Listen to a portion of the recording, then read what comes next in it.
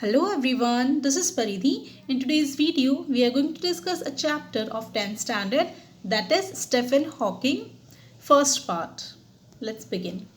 Stephen Hawking, 8 January 1942. His birth time is given, birth date. He is an English theoretical physicist, cosmologist, author and director of research at the Center of Theoretical Cosmology within the Cambridge University. तो Cambridge university में वो director रह चुके हैं research centre के. At the same time वो English theoretical और physicist और कॉस्मोलॉजिस्ट में से आप कह सकते हैं वो पर्सन जो स्टडी करते हैं यूनिवर्स के बारे में, उसका ओरिजिन, उसके नेचर के बारे में. तो ब्रह्मांड के बारे में उन्होंने स्टडी की थी, रिसर्च की थी, तो वो कॉस्मोलॉजिस्ट थे. Hawking was the first to set out a theory of cosmology explained by a new union of the general theory of relativity in quantum machines. वो फर्स्ट ऐसे पर्सन थे जिन्होंने theory of cosmology means again cosmology में आपसे यही कह रही हूँ, एक ऐसी स्टडी होती है, साइंस होती है जिसमें आप नेचर के बारे में नेचर ऑफ यूनिवर्स के बारे में जान सकते हैं. दैट मीन्स ब्रह्मांड के बारे में जान सकते हैं. तो वो एक ऐसे पहले पर्सन थे जिन्होंने इसकी थियोरी बताई थी कॉस्मोलॉजी की, और उन्होंने एक्सप्लेन किया था कि union of general theory explain by union of the general theory of relativity और क्वांटम मशीन्स. रिलेटिविटी और क्वांटम मशीन्स की सिंपल सी जनरल थियोरी के थ्रू उन्होंने इस चीज़ को एक्सप्लेन किया था. Hawking is an honorary fellow of the royal society of arts. तो FRSA के वो एक ऑनररी फेलो थे. मीन्स ऑनररी क्या आप कह सकते हैं, एक सम्मानित पर्सन, ऑनरेबल जिसको हम कहते हैं. A lifetime member of the pontifical academy of science. Pontifical academy of science के वो लाइफ टाइम मेंबर रह चुके हैं. And a recipient of the presidential medal of freedom, the highest civilian award in the US. और उनको ये जो सबसे अच्छा सिविलियन अवार्ड माना जाता है US में, प्रेसिडेंशियल मेडल, वो भी उनको मिला है फ्रीडम का, of freedom. This lesson gives us an insight about the great scientist, his life and his works. और इस लेसन में हमको देखने को मिलेगा किस तरह से उनकी क्या सोच थी, उनकी लाइफ में क्या हुआ, वो किस तरह के ग्रेट साइंटिस्ट थे, और उनके काम के बारे में हमको जानने को मिलेगा. तो चलिए स्टार्ट करते हैं हम. Stephen Hawking, born January 8, 1942, is a British scientist थे, प्रोफेसर थे and author who had done groundbreaking work in physics and cosmology. Groundbreaking means आप कह सकते हैं बहुत, मीन्स सबको शेक कर, एकदम शेकिंग वर्क किया था उनका, एकदम सबको आप कह सकते हैं शॉक करने वाला वर्क, और बहुत ही डिफरेंट और बहुत ही अल्टीमेट वर्क किए हैं उन्होंने फिजिक्स और कॉस्मोलॉजी में. और and whose books have help to make science accessible to everyone. और उनकी बुक्स के कारण साइंस सब तक पहुंच चुकी है. Accessible means able to be reach, उनकी पहुंच तक, सबकी पहुंच तक साइंस आज उनकी बुक्स के कारण ही सब तक पहुंच चुकी है. दैट मीन्स सबको समझ में आने लगी है. At the age of 21, while studying cosmology at the University of Cambridge, he was diagnosed with amyotrophic lateral sclerosis. ये एक काइंड ऑफ डिजीज़ होती है जिसमें क्या होता है, जो नर्वस सिस्टम होता है वो पूरी तरह अफेक्ट होता है, और धीरे धीरे पर्सन को जो उसके वॉलंटरी मसल्स होते हैं, जो अपनी इच्छा से कुछ भी वो अपने मसल्स को मूव कर सकता है, तो वो मसल्स क्या हो जाते हैं, पैरालाइज हो जाते हैं. तो अल्टीमेटली आप एक सिंपल वर्ड्स में कह सकते हैं कि उसको पैरालिसिस की प्रॉब्लम होने लगी थी जब वो 21 ईयर्स के थे तब. Part of his life story was depicted in 2014 film the theory of everything. एक फिल्म है द थियोरी ऑफ एवरीथिंग, इसमें उनकी लाइफ स्टोरी का एक पार्ट बताया गया है. Over the years Stephen Hawking has written or co-written a total of 15 books. उन्होंने इतने सालों में 15 बुक्स लिख रखी है. को रिटन मीन्स उनके किसी और की हेल्प के साथ भी, मीन्स कई बार ऐसा होता है ना कि सिर्फ एक पर्सन बुक नहीं लिखता है, कुछ लोग मिलके भी बुक लिखते हैं, पब्लिश करते हैं. तो उनकी ऐसी 15 बुक्स हैं total. A few of the most note वर्दी इंक्लूड, और उनमें से कुछ हैं. इन 1988 में उनकी पब्लिश हुई थी book Hawking catapulted to international prominence with the publication of a brief history of time. 1988 में उन्होंने लॉन्च किया था इंटरनेशनल प्रोमिनेंस के साथ में एक बुक थी, उसका नाम था a brief history of time. The short informative book became an account of cosmology for the masses and offered an overview of space and time, the existence of God and the future. और ये जो उनकी book थी ये एक छोटी सी informative book थी जो आप कह सकते हैं कि कॉस्मोलॉजी के लिए बहुत इम्पॉर्टेंट साबित हुई। एट द सेम टाइम जो लोग जिन्होंने भी इसको पढ़ा उनको एक ओवरव्यू मिला। ओवरव्यू मीन्स आप कह सकते हैं थोड़ा सा उनको समझ में आया, हल्का हल्का समझ में आया कि स्पेस क्या होता है, टाइम और एग्जिस्टेंस ऑफ गॉड, फ्यूचर के बारे में उनको थोड़ा बहुत आइडिया मिला था इस बुक से, a brief history of time. ये उनकी फर्स्ट बुक मीन्स बहुत इंपॉर्टेंट बुक थी, नोटवर्दी इंपॉर्टेंट बुक्स में से कुछ एक बुक थी है। क्या आगे पढ़ते हैं हम। The work was an instant success, spending more than 4 hours atop the London Sunday Times bestseller list. और work of an instant success, instant means एकदम तुरंत सक्सेस वाला जो वर्क होता है उसमें इनका ये भी था। लंडन संडे टाइम्स करके भी उनका एक काम था, मीन्स उन्होंने इस वर्क को भी कंट्रीब्यूट किया था और उन्होंने इसमें 4 ईयर्स से ज़्यादा टाइम स्पेंड किया था। और ये सबसे अच्छे sellers means best seller list में ये टॉप पर आती थी ये book. Since its publication, it has sold millions of copies worldwide and been translated into more than 40 languages. और जब से वो पब्लिश हुई है वो वाली बुक तब से वो उसकी उसकी millions of copies world wide means पूरे वर्ल्ड में सेल हुई है और इवन उसको 40 लैंग्वेजेस में ट्रांसलेट भी किया है। A brief history of time also wasn't an easy to understand as some had hoped. लेकिन उसको समझना इतना ईजी नहीं था जैसा लोगों ने सोचा था कि शायद उसको समझना ईजी होगा, लेकिन इतना ईजी नहीं था। सो इन 2001 Hawking followed up his book with the universal in a nutshell. तो उन्होंने क्या किया, 2001 में उन्होंने एक और अपनी जो पुरानी बुक थी उसका फॉलोअप लेते हुए उन्होंने एक न्यू बुक पब्लिश की जिसका नेम था the universe in a nutshell. Nutshell में आप कह सकते हैं एक छोटी सी चीज़ में, एक छोटी सी नट में उसने पूरा यूनिवर्स को समझाने की कोशिश की थी। Which offered more illustrated guide to cosmology's big theories. और उसके कारण काफ़ी इलस्ट्रेटेड मीन्स ये जो बुक थी उनकी सेकेंड बुक थी थोड़ी सी as compare to the previous one easy थी और समझने आने वाली थी। In 2005 Hawking authored the even more accessible a briefer history of time. और 2005 में उन्होंने एक और बुक आई थी उनकी जिसका नेम था a briefer history of time which further simplified the original work's core concepts and touched upon the newest development in the field like string theory. और इस बुक में उनकी और सिंपल वे में उन्होंने अपने वर्क को बताया था, कुछ कॉन्सेप्ट्स को और क्लियर किया था और इवन उन्होंने कुछ न्यू डेवलपमेंट्स भी शो किए थे। जैसे स्ट्रिंग थ्योरी एक थ्योरी है जिसमें आप यूनिवर्स के बारे में देखेंगे कि किस तरह से existence of cosmic theory, that means universe में किस तरह से एक चीज़ से दूसरी चीज़ कैसे एक थ्रेड से एक तार से जुड़ी हुई है, तो वो इस थियोरी में इन्होंने बताया था। इस बुक में ये थियोरी प्रेजेंट थी। Together these 3 books along with Hawking's own research and papers articulate the physicist's personal search for science's holy grail, a single unifying theory that can combine cosmology with quantum mechanics to explain how the universe began. तो एक साथ इन तीनों books ने और the same time उनके कुछ ऐसे research और पेपर्स भी थे जो उन्होंने लिखे थे, तो उन सब को मिलाकर अगर आप देखें तो वो सब चीज़ें मिलाकर अपने आप में ये चीज़ बताती हैं किस तरह से इस फिजिसिस्ट की जो पर्सनल सर्च थी जो उन्होंने यूनिवर्स के लिए की थी, जो भी उन्होंने सर्च किया था वो सब इन चीज़ों में आपको मिल जाएगा।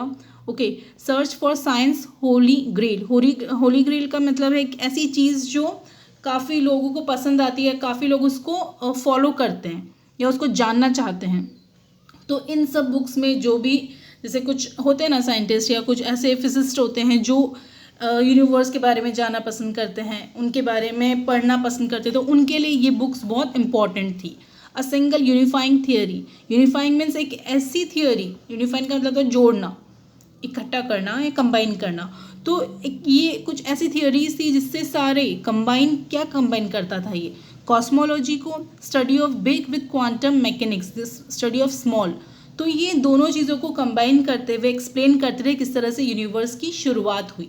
तो इनकी जो थियोरीज होती थी वो बेसिकली यूनिवर्स से रिलेटेड ही होती थी और एट द सेम टाइम वो बताते हैं किस तरह से यूनिवर्स का स्टार्टिंग हुई, कैसे वो स्टार्ट हुआ, कैसे वो बिगिन हुआ। It's this kind of ambitious thinking that has allowed Hawking, who claims he can think in 11 dimensions, और इसी तरह की उसकी एम्बिशियस थिंकिंग थी। एम्बिशियस मीन्स जैसे हमको होता है ना, एम्बिशन होते हैं हमारे मन में, गोल होते हैं, ओके, तो उस टाइप की उनकी थिंकिंग थी। वो काफ़ी हद तक आगे जाना चाहते थे, ऐसी उनकी थिंकिंग थी जिसने उनको अलाउ किया और ऐसे काम करने के लिए, इतनी डिफरेंट थियोरीज को फाइंड करने के लिए। And he claims that he can think in 11 dimensions, अलग 11 डायमेंशंस में सोच सकते थे, अलग अलग तरीके से, 11 तरीके से वो सोच सकते थे, अलग अलग टाइप से, डिफरेंट डायमेंशंस में, to lay out some big possibilities for humankind. और ह्यूमन काइंड के लिए वो सब मीन्स जितना पॉसिबल हो वो उतना करना चाहते थे, फाइंड करना चाहते थे, रिसर्च करना चाहते थे। He is convinced that time travel is possible, और इवन वो इस चीज़ के लिए भी कन्विंस थे, उनको पूरा यकीन था कि इवन टाइम ट्रैवल, आप टाइम के लिए भी ट्रैवल कर सकते हैं, आप पीछे भी जा सकते हैं, आगे भी जा सकते हैं, ये पॉसिबल है। And that humans may indeed colonise other planets in the future, और हो सकता है इस कारण से ह्यूमन्स आने वाले टाइम में दूसरे प्लैनेट्स पर भी अपना कंट्रोल कर पाएँ। In September 2010, Hawking spoke against the idea that God could have created the universe in his book The Grand Design. उनकी अगली बुक है ग्रैंड डिज़ाइन। तो 2010 में उन्होंने ये बताया था कि गॉड, उन्होंने इस चीज़ का अगेंस्ट मीन्स उन्होंने इस चीज़ के वो अपोजिट थे, अगेंस्ट थे। उन्होंने कहा कि ऐसा नहीं है। उन्होंने क्या कहा कि भगवान ने यूनिवर्स बनाया, इस चीज़ के वो अगेंस्ट थे। Hawking previously argued that belief in a creator could be compatible with modern scientific theories. Compatible का मतलब होता है able to exist, मीन्स होना, एग्जिस्ट होने के लिए आप एबल हो या कैपेबल हो। तो वो कहते हैं कि हॉकिंग ने पहले ही चीज़ आर्ग्यू किया था किसी से कि, और उनका ये बिलीफ था कि जो क्रिएटर है मीन्स जो भगवान है, उनको उनका अस्तित्व होना चाहिए विद मॉडर्न साइंटिफिक थियोरीज, जिससे वो मॉडर्न साइंटिफिक थियोरीज से क्या कर सके, मेल कर सके, या फिर उनको कैपेबल हो, उनके साथ आप कह सकते हैं कि एक मैच कर सकें। तो उनका ये कहना था कि जो भगवान ने यूनिवर्स बनाया है वो आइडिया गलत है, उस चीज़ के वो अगेंस्ट थे, ऐसा उनका मानना था। और उन्होंने इस चीज़ के लिए आर्ग्यूमेंट भी बहुत बार किया। His new work, however, concluded that the Big Bang was the inevitable consequence of the laws of physics and nothing more. और उनका जो न्यू वर्क था जिसने कंक्लूड किया था कि बिग बैंग मीन्स आप कह सकते हैं कि वो एक वे था, एक थियोरी थी जिसमें आपको ये बताया जाता है कि यूनिवर्स की शुरुआत कैसे हुई थी, okay, and was an inevitable का मतलब होता है अनअवॉइडेबल, ऐसी चीज़ जो आप अवॉइड नहीं कर सकते, unavoidable consequence of the laws of physics and nothing more. That means देखिए, जो ये मीन्स हमने पहले भी ये चीज़ कभी देखी होगी, आपको ध्यान हो थोड़ा सा, तो हमने हमेशा देखा है कि कई बार कुछ सुपरस्टिशंस होते हैं जिसको लोग मानते हैं, और जो साइंटिस्ट होते हैं, जो फिजिसिस्ट होते हैं, ये क्या करते हैं, ये रीज़न के पीछे चाहते हैं। ओके, लास्ट पोएम में जो हमारी थी नाइट ऑफ द स्कॉर्पियन, उसमें भी देखा था सुपरस्टिशन के लिए काफ़ी लोग उसके पीछे पड़ते हैं। तो उसका कहना था कि ये सिर्फ लॉज है, फिजिक्स के लॉ हैं, उसी के कारण यूनिवर्स की बिगनिंग हुई है, और उसके अलावा और कुछ नहीं है, ऐसा उनका कहना था। Because there is law such as gravity, the universe can and will create itself from nothing. और जैसा there is a law such as gravity आपने कभी सुना होगा ग्रेविटेशनल फोर्स के बारे में, तो ग्रेविटी है, तो उसी तरह से यूनिवर्स भी अपने आप क्रिएट हुआ है, इटसेल्फ फ्रॉम नथिंग, किसी चीज़ से क्रिएट नहीं हुआ है, लेकिन वो अपने आप से क्रिएट हुआ है। Hawking said spontaneous creation is the reason there is something rather than nothing. Spontaneous होता है वॉलंटरी, दैट मीन्स जो अपनी इच्छा से होता है, जैसे हम बोलते हैं ना वॉलंटरी काम कर लो अपनी इच्छा से, स्वेच्छा से हिंदी में मतलब होता है इसका। तो वो स्पॉन्टेनियस क्रिएशन जो होता है वो कारण होता है दैट बिना किसी भी चीज़ के कुछ काम हो गया, बिना किसी कारण की कोई काम हो गया।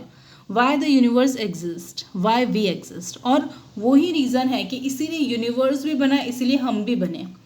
The grand design was Hawking's first major publication in almost a decade, और डिकेड में मीन्स 10 ईयर्स के टाइम में उनका सबसे अच्छी फर्स्ट मेजर पब्लिकेशन उनकी ये बुक द ग्रैंड डिज़ाइन ही मानी जाती है। Within his new work, Hawking set out to challenge Sir Isaac Newton's belief that the universe had to have been designed by God. तो उन्होंने उनकी जो उनका न्यू वर्क था उसमें उन्होंने चैलेंज किया था सर इसाक न्यूटन को कि यूनिवर्स जो है वो भगवान के थ्रू नहीं बनाया गया, simply because it could not have been born from chaos. Chaos का मतलब होता है डिसऑर्डर या कन्फ्यूजन।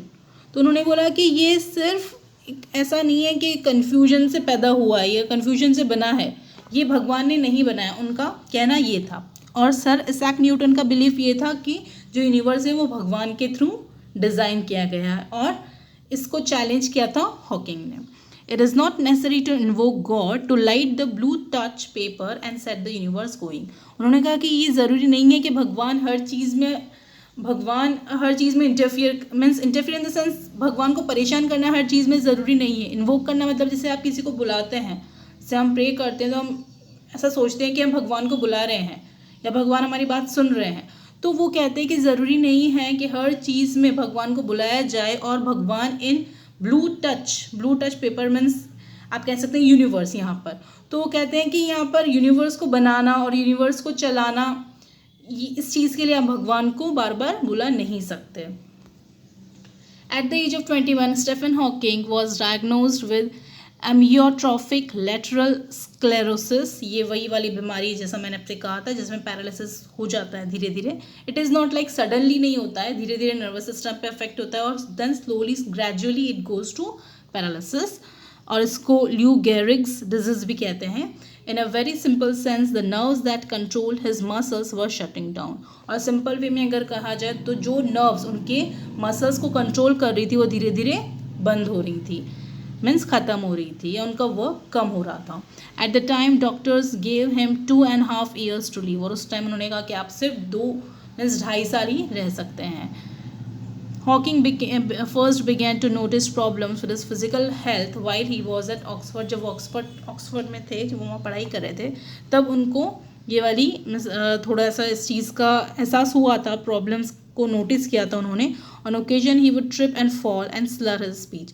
पढ़ाई करते थे एट द सेम टाइम जब वो अपने लेक्चर्स भी देते थे, उस टाइम भी क्या होता था, कई बार वो फिसल जाते थे, स्लिप हो जाते थे और गिर जाते थे, और उनकी जो स्पीच होती थी वो कई बार अनेबल होती थी to speak. He was unable to speak properly, कुछ ना कुछ डिफेक्ट आ जाता था उनको बोलने में। He didn't look into the problem until 1963, और 1963 तक उन्होंने उस प्रॉब्लम पे ध्यान नहीं दिया।